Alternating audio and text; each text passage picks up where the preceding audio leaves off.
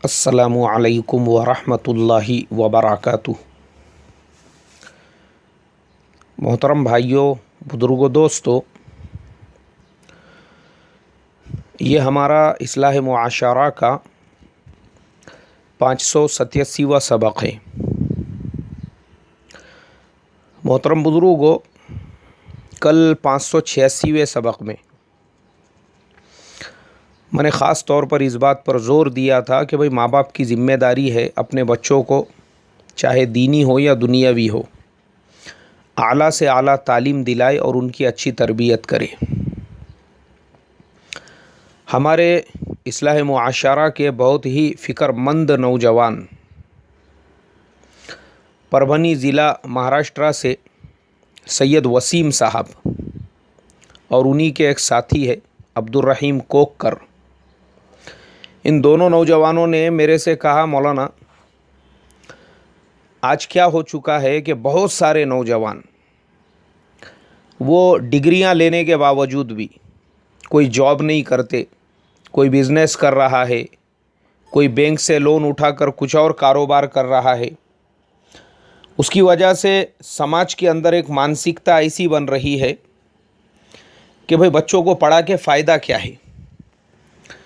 जब हमारा बच्चा पढ़ने के बावजूद भी अगर वो बिजनेसमैन ही बन रहा है तो फिर बच्चे को पढ़ाकर फ़ायदा क्या है।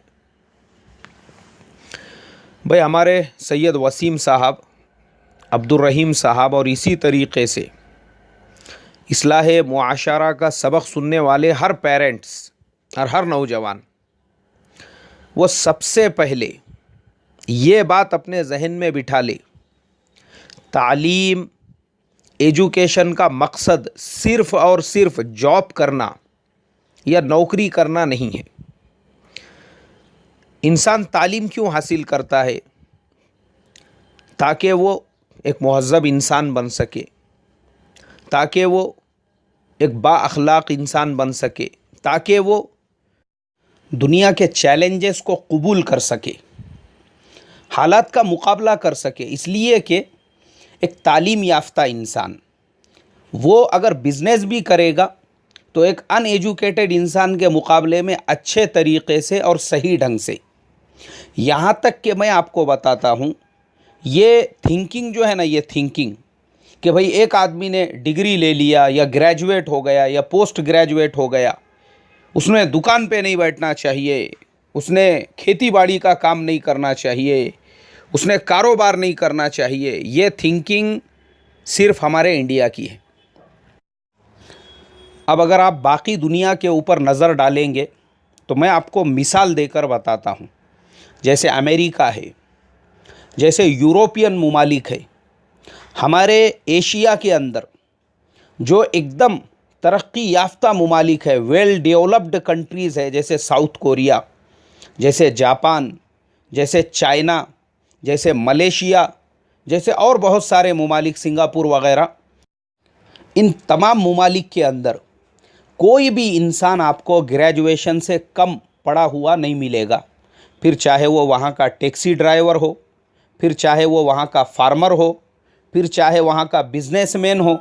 ऐसा ज़रूरी नहीं है कि भाई आपने डिग्री ली है या आपने एजुकेशन हासिल किया है तो आपने सिर्फ जॉब ही करना या आपने नौकरी ही करना। और इसी वजह से आप देखो उन मुल्कों की जो इकनॉमी है ना, वो हमारे मुल्क से बहुत ज़्यादा बड़ी हुई है। वहाँ का शेतकरी कभी ख़ुदकशी नहीं करता, वहाँ पर कोई ड्राइवर आपको परेशान नहीं मिलेगा, वहाँ का कोई बिजनेसमैन आपको परेशान नहीं मिलेगा। क्यों? इसलिए कि वो ऑलरेडी डिग्री होल्डर है, उसको पता है कि मैं अगर टैक्सी ड्राइवर हूँ तो मैंने अपने बिज़नेस को कैसे डेवलप करना चाहिए। मैं अगर एक फार्मर हूँ, एक किसान हूँ, तो मैंने खेती कैसे करना चाहिए। अब मैं आपको बताता हूँ, हम हिंदुस्तान के अंदर जो खेती करते हैं, हमारे यहाँ शेतकरी क्यों ख़ुदकशी करते हैं। हमारे यहाँ पर एक तरफ उत्तर प्रदेश के अंदर जो आलू है, जो पोटैटो है, वो टनों के हिसाब से शेतकरी अपने खेतों में से निकाल निकाल कर रोड के साइड में फेंक रहे हैं। क्यों? ख़रीदार नहीं है, और ख़रीदार है तो वो उसको 50 पैसे किलो, 2 रुपये किलो से मांग रहा है। बेचारे ने अपना खून पसीना सब कुछ लगाकर खेती के अंदर वो आलू पेरा था, वो पोटैटो पेरा था, लेकिन उसका इतना बुरा हाल कि उसको फेंकना पड़ रहा है। और वही पोटैटो, वही आलू आप अगर हमारे एरिया के अंदर या हिंदुस्तान के कोई और इलाके के अंदर, जैसे उत्तर प्रदेश से दूर के जो इलाके हैं, जो दूर की रियासतें हैं, वहाँ पे मार्केट में ख़रीदने के लिए जाइए तो आज 20 रुपये केजी आलू का रेट चल रहा है। यानी एक ही मुल्क की दो तस्वीरें देखो। एक तरफ किसान वो अपना आलू निकाल के रोड पे फेंक रहा है, और दूसरी तरफ वही कस्टमर उसी मुल्क के एक कोने में 20 रुपये किलो के हिसाब से उसको ख़रीद रहा है। ये क्यों हो रहा है ऐसा? दूसरी तरफ आज से सिर्फ 6 महीने पहले की बात है, कांदा जो है, प्याज, गवर्नमेंट उसको रेट नहीं दे रही थी, 2 रुपये किलो कोई ख़रीदने को तैयार नहीं। एमपी के अंदर हज़ारों टन कांदा, हज़ारों टन प्याज रेलवे के प्लेटफॉर्म पे सड़ गई। यहाँ तक कि वहाँ के एक अपोजिशन के लीडर ने, एक मिनिस्टर ने, जो पहले मिनिस्टर थे अभी जो एमएलए है, उन्होंने कांदे का एक पूरा क्या पूरा थैला अपने खांदे पे रख के वहाँ की विधानसभा में चले गए कि शेतकरी लोग खुदकशी कर रहे हैं, किसान लोगों को इसका रेट दो। और वहीं पर अब देखो, एक ही मुल्क है हमारा, सिर्फ थोड़े दिन का ड्यूरेशन, आज वो कांदा 40 रुपये और 50 रुपये किलो बिक रहा है। मतलब क्या, क्यों हो रहा है ऐसा? ये मिसबैलेंस जो है क्यों हुआ ऐसा? एक तरफ तो आज से 4-5 महीने पहले 50 पैसे किलो और 2 रुपये किलो कोई ख़रीद नहीं रहा था, सड़ गया वो। और आज उसी मुल्क के अंदर चंद महीनों के बाद में 50 रुपये किलो उसका रेट हो गया। अल्लाह हिफाजत फरमाए। ये जो है ना मिसबैलेंस, ये किस लिए है? इस वजह से है कि हमारे यहाँ पर ये सब सिस्टम बनाने वाले एक से एक महा है, महा। अब वो क्या महा है वो आप समझ जाओ, मैं नहीं बोलूँगा। एक से एक महा बैठे हुए हैं हमारे यहाँ पर। वरना आप सोचो, जिस मुल्क के अंदर हज़ारों टन गेहूँ वो घूंसे और चूहे खा जा रहे हैं, उसी मुल्क के अंदर एक दूसरे इलाके में एक मासूम बच्ची भूख की वजह से मर रही है, लोग मर रहे हैं, खाने के लिए अनाज नहीं है। और दूसरी तरफ पता ये चल रहा है कि गेहूं का जो उत्पाद है, गेहूं की जो पैदावार है, वो पिछले साल के मुकाबले में 2 गुना हो चुकी है। तो फिर ये जा कहाँ रहा है? गवर्नमेंट के गोडाउनों में 3-3, 4-4 साल पुराना अनाज पड़ पड़ के सड़ रहा है। तो ये सारे जो मैनेज करने वाले हैं एक से एक महा, ये महाओं की वजह से ये सारे मसले पैदा हो रहे हैं। अब उन मुल्कों का, जहाँ का किसान, जहाँ का शेतकरी वो खुद पढ़ा लिखा है, वो खुद ग्रेजुएट है। अब आप देखो, चाइना में भी लोग खेती करते हैं। अब चाइना के अंदर खेती का जो तरीक़ा है, आज हमारे मुल्क में हम जो खेती करते हैं वो 50 साल पुराना, 100 साल पुराना तरीक़ा है। हमारे पास जो ज़मीन है, ज़मीन पूरी दुनिया में ऐसी उपज वाली ज़मीन कहीं पर भी नहीं है। अब अगर हम चाहे तो अपने मुल्क के अंदर हर फल, हर फ्रूट पैदा कर सकते हैं, इसलिए कि हमारे यहाँ रेगिस्तान है, हमारे यहाँ पे बर्फ़ का इलाका है, हमारे यहाँ पर जंगलात है, हमारे यहाँ ऐसी उपज वाली ज़मीन और पानी की कोई कमी नहीं। 10 नदियाँ, 10 बड़े बड़े दरिया जो है वो हमारे मुल्क के अंदर बहते हैं। लेकिन अफसोस की बात यह है, मैनेजमेंट सही नहीं होने की वजह से ये सब एक से बढ़ के एक महा जो बैठे हुए हैं, इनकी वजह से हमारा हाल ये है, आज भी हमारे खेतों में बैलों के ज़रिए से नांगर मारा जा रहा है। आज भी हमारे यहाँ पर 1 एकड़ के अंदर मुश्किल से 5 कुंटल 10 कुंटल कपास होती है।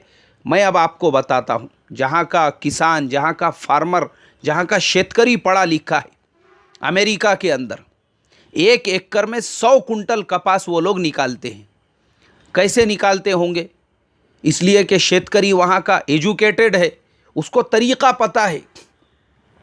इज़राइल के अंदर पूरी रेत है, रेत चारों तरफ से, लेकिन वो रेत के अंदर वो लोग एप्पल भी पैदा कर रहे हैं, वो रेत के अंदर वो लोग ग्रेप्स भी पैदा कर रहे हैं, यानी अंगूर भी पैदा कर रहे हैं, वहीं पे वो अनार भी पैदा कर रहे हैं। चलो, इज़राइल की टेक्नोलॉजी एकदम हाई है, अमेरिका की टेक्नोलॉजी एकदम हाई है। चाइना में आ जाते हैं, हमारा पड़ोसी चाइना एक ऐसा मुल्क है, चाइना का तकरीबन आधा इलाका वो पहाड़ों के अंदर है, लेकिन वो पहाड़ों को तराश तराश के लोग वहाँ पे खेती करते हैं।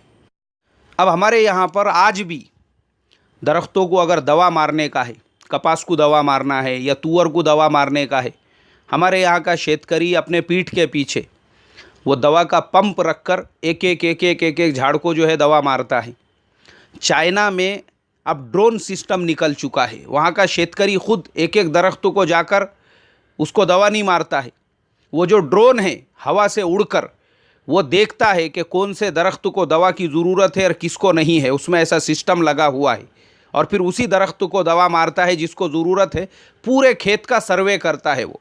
आप एक जगह पे दरख्त के नीचे रिमोट कंट्रोल लेकर बैठे हैं और आपका ड्रोन जो है वो पूरे खेत को दवा मार रहा है। अच्छा, इतना सस्ता है वो, हमारे इंडिया के हिसाब से मुश्किल से 5,000 रुपये भी उस ड्रोन की कीमत नहीं है जो पूरे खेत को दवा मारने वाला है। अब अफसोस की बात यह है कि हम लोग वही 100 साल 50 साल पुराने तरीक़ों से खेती करके अपने ज़मीन से सही फ़ायदा नहीं उठा रहे हैं।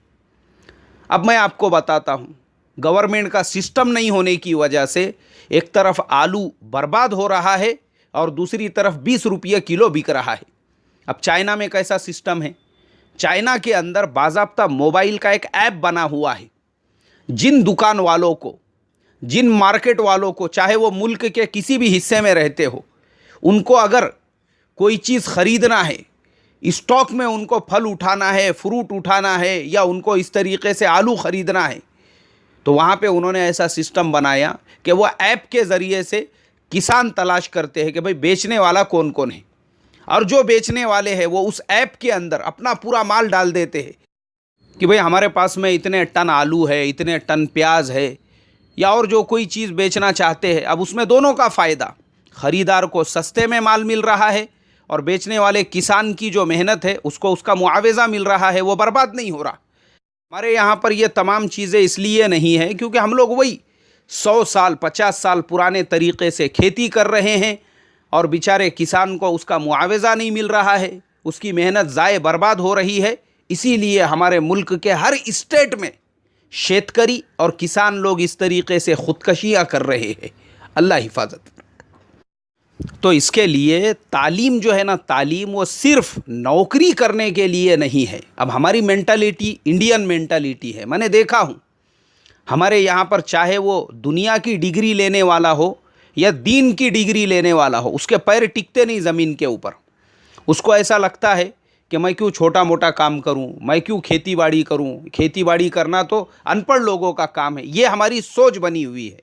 और अमेरिका में, चाइना में, जापान में, कोरिया में, मलेशिया में, सिंगापुर में, वहाँ पे खेती बाड़ी भी पढ़ा लिखा इंसान करता है। इसके लिए वहाँ का किसान खुदकशी नहीं करता।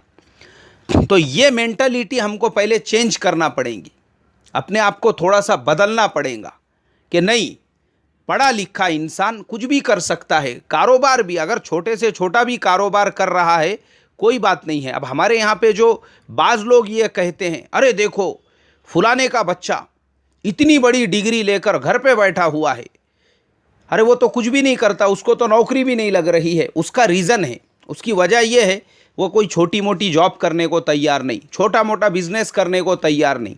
वजह यह है कि हमारे यहाँ पर हम लोग एजुकेशन को अपने एटीट्यूड का मसला बनाते हैं। अब वहीं पर अगर आप देखेंगे अमेरिका में, वेस्टर्न कंट्रीज़ में, चाइना में, अदर मुल्कों के अंदर, वहाँ पे कोई इंसान कितना भी बड़ा पढ़ा लिखा हायर एजुकेटेड हो, वो छोटे से छोटे काम को भी छोटा नहीं समझता। हमारे यहाँ पर हमने ये काम बड़ा, ये काम छोटा कर दिया हुआ है।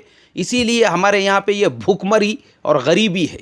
उन मुल्कों का हाल ये है कि बराक ओबामा, वो अमेरिका के प्रेसिडेंट थे, वहाँ के सदर थे, लेकिन उनके बच्चे एक रेस्टोरेंट के अंदर खाना पकाने का काम करते हैं।